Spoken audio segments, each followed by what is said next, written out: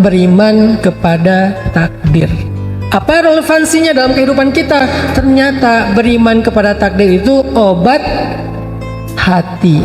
Ternyata beriman kepada takdir itu adalah self healing. Ternyata beriman kepada takdir itu adalah awareness yang paling tinggi. Kalau kita nggak belajar takdir, kita nggak punya awareness tentang diri kita.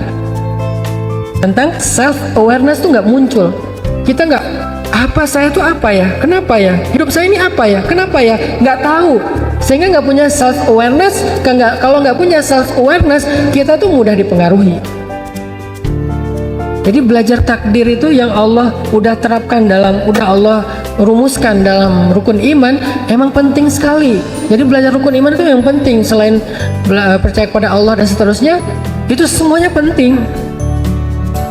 Salah satunya ya tadi, kebutuhan anak muda adalah self healing, self awareness, self improvement, supaya akhirnya kita bisa tumbuh dengan pertumbuhan yang baik sebagaimana Sayyidah Maryam. Sayyidah Maryam itu salah satu contoh takdir loh. Kan ayah ibunya berharap punya anak laki-laki kan. Terus tiba-tiba pas lahir, karena dulu nggak bisa di USG ya, pas lahir perempuan. Aku melahirkan anak perempuan dan tidaklah sama laki-laki dengan perempuan, kan gitu ayatnya.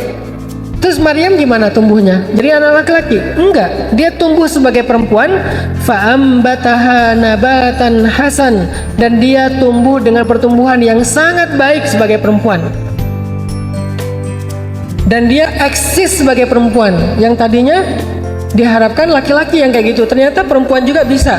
Tapi nggak merubah takdirnya sebagai perempuan. Nah itu namanya self awareness, self improvement.